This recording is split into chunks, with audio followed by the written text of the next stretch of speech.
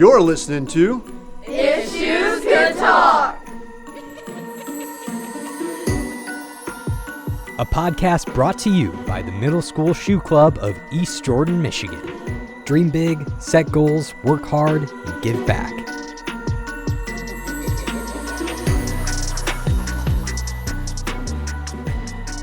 Out of all the monsters you have created, which one would you most want to be friends with? Probably the cheeseburger in Catastrophe in Caseville. I think it would be great to have a cheeseburger like that I could cause to run amok somewhere. Would you eat the cheeseburger? I don't know if I would eat the cheeseburger. Welcome to If Shoes Could Talk, a podcast where we walk in the shoes of interesting people and hear stories of success and failure. Today, we're talking with someone who may make you laugh and shiver, Mr. Christopher Wright, a.k.a. Johnathan Rand. We know him as the mastermind behind the best-selling Michigan Chillers and American Chillers horror book series. But he's written more than 100 page-turners for kids and adults alike, capturing imaginations across the globe. He's been awarded for his storytelling and has created a brand that many of us grew up with. But like any dedicated creator, Johnathan's career hasn't been without its stumbles. Yet, he kept moving forward, proving that a love for storytelling can overcome nearly any obstacle. So get comfortable, keep the lights on, and let's dive into the mind behind Michigan's master of mystery and chills. Welcome, Johnathan Rand. My name is Jack Sims, and tell us more about yourself. How did you come to choose writing as a career? I really wasn't applying myself in college at the time, and I saw where there was a local radio station that was looking for somebody that could, to be on the radio and such. So I went and I applied, not thinking, I thought it'd be a great job, but I didn't really know if I'd get hired because I'd never done anything like that before. And lo and behold, I did get hired, and I found out later that one of the reasons they hired me was because I could read well and I could write well, because they needed somebody to make radio commercials. I was a good writer because I read so much in school. I was always reading. In fact, I would get in trouble in school for reading. I was always, reading books when I should have been doing other things, but and of course reading long past my bedtime. So I think a lot of those reading habits transferred over and helped me become a writer. And I did that for a number of years. And it didn't occur to me. I guess I was like a lot of people. I'd think, there's an idea for a book. There's another idea. Somebody should write a book about that. Somebody should write a book about that. And finally one day I was like, maybe I should do that. And that's kind of how I got started. What books and movies did you surround yourself with growing up?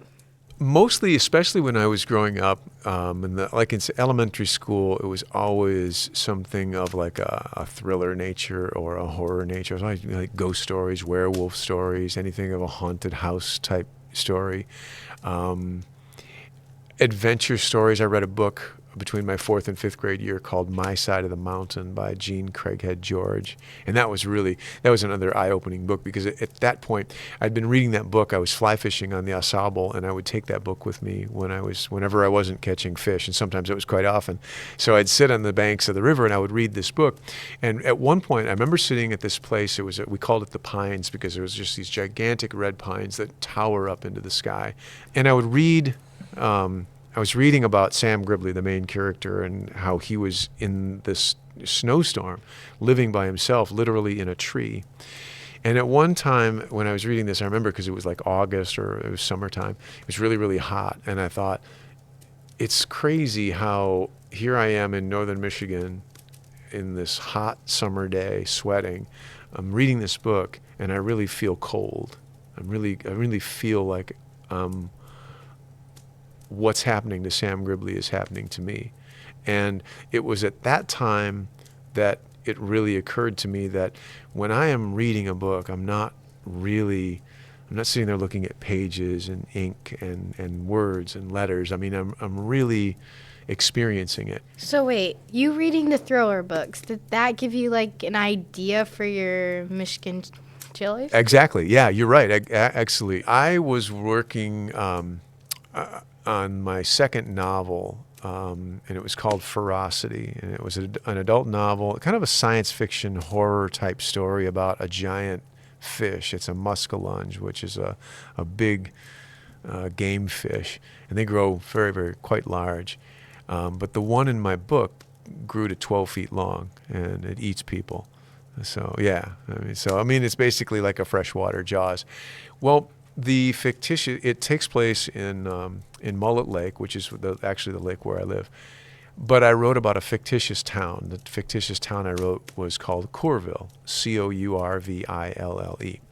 And what I wanted to do is, while I was describing Courville, all the great things about northern Michigan and Courville, I thought, how could I do this and really get my point across? So I thought, I'm going to compare it to a beverage.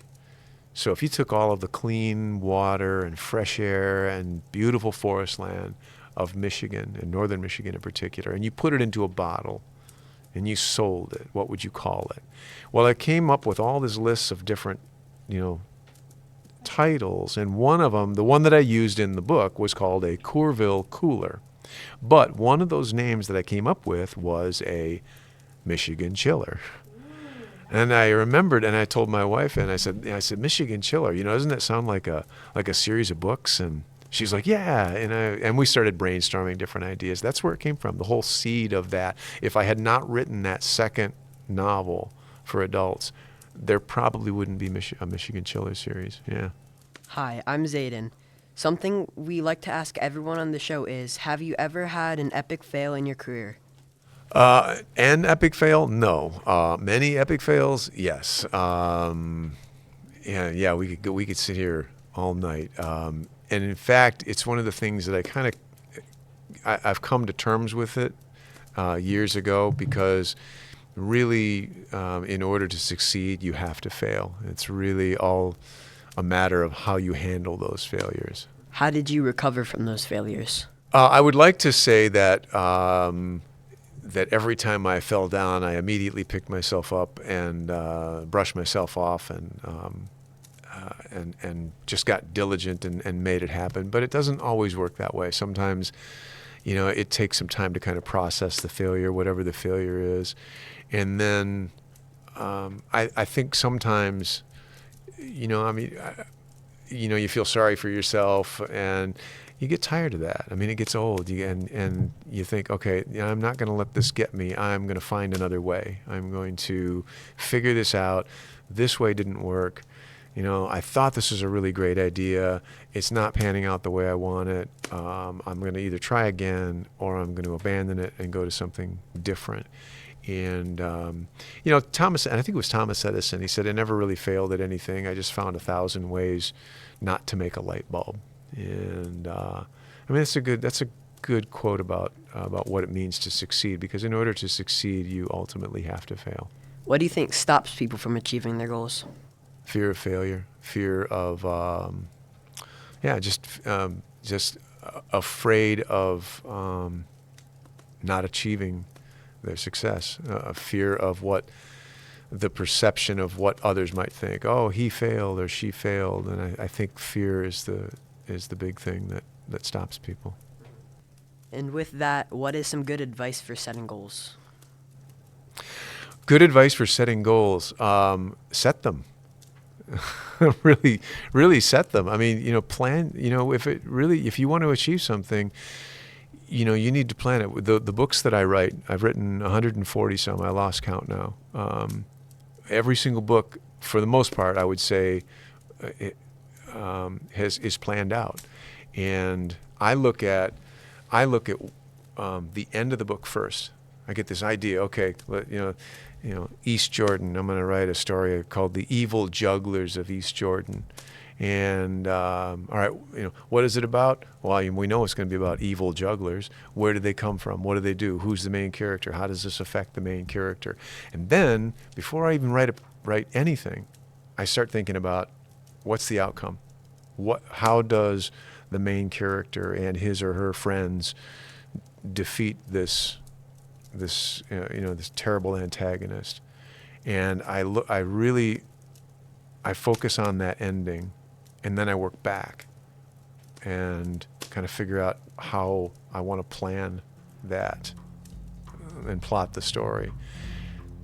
In a roundabout way, that's exactly what I mean when we're talking about setting goals. Set that goal and work toward that. You're listening to If Shoes Could Talk, a production of the East Jordan Shoe Club, walking in others' shoes for empathy and inspiration for your own powerful journey.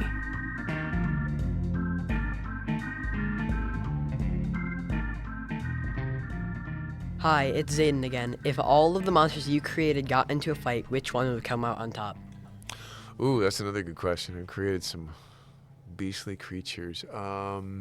I would say the Dogman from Drummond Island Dogman. That's Because he had kind of not only was he this powerful creature, but very, very Vicious. Yeah, very vicious and very woods wise.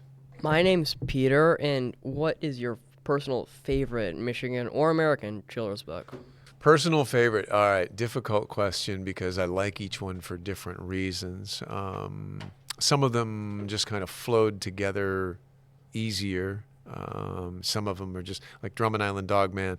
That one was a fun book to write. I've always been fascinated with Dogman. And my newest book in the Michigan Chillers series was a ton of fun to write. That's called Boyne City Bigfoot Beast. And that one was, because Bigfoot's just, especially these past couple of years, has become really popular. So that was a fun book to write. And I like all the dinosaur books. When I was growing up, I was always reading stories about dinosaurs. And so those would probably be the ones. Hi, my name is Maddie, and my question for you is if you could choose any superpower, what would it be? Any superpower, I think I would love the ability to fly. Not like in a plane or like a paraglider or a hang glider, but just the ability to just like if I was to get up and walk out of here, if I could just get up and float over top of you guys and float over to the door and just kind of float on the way. I've had dreams like that, and they're always pretty cool. But that I think that if I had a superpower, that would be it. I'm Maddie in Michigan or Michigan State. Oh, this you put me on the. Because it's tough because I started off going to this community college and I was going to transfer to Michigan State. That was like a dream because there's no possible way with my grades I was going to be transferring to Michigan State. That's real. But I also had a friend, a very good friend, who was in my wedding, and his daughter was a cheerleader at University of Michigan, so we would go down there and see games. So. But personally, it has to go up on you with the games and everything. Yeah, I don't know. I would have to say University of Michigan. So. Yes! Thank you! Oh my God. Thank you. You chose the right answer. Oh, I'm in trouble. There's no right answer to that. I'm always in trouble. I think the last question of the night is, I think we're all wondering, when is the book about East Jordan going to come out? I was coming up with that one off the top of my head. So I'm not that impressed with that title though, Evil Jugglers. But I've got to come up with another, like a J, something J, like Jaguars and it doesn't even have to be evil, electric Jaguars or electric. What's a scary thing that starts with a J? Jellyfish? Jellyfish. I did a book about jellyfish, but we could do a jellyfish. Jack-o'-lantern. I did a jack-o'-lantern book, but Jello. Yeah. Electric. See, now that would be cool. See what you could do. This could be cool. You could do electric Jello, and it would be about a kid who was trying to create some sort of whether it's like a battery or maybe some kind of like a power pack or something out of the Jello. And it was a science experiment gone wrong. So now what we need to do is figure out what does that electric Jello do? I mean, if some. What's that? It's like a blob that ate everything from Goosebumps. Yeah. Oh yeah. We could do it. It could turn. Yeah, it could turn into it could be something that could just grow exponentially and kids get trapped in the school. You wouldn't want all the kids trapped, but maybe just the kids at the after school, they get.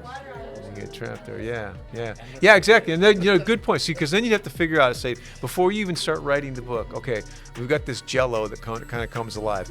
Now, jump to the end of the book. How do the kids stop it? And they find something maybe just very ordinary, like hand sanitizer or something. I mean, they do that. So.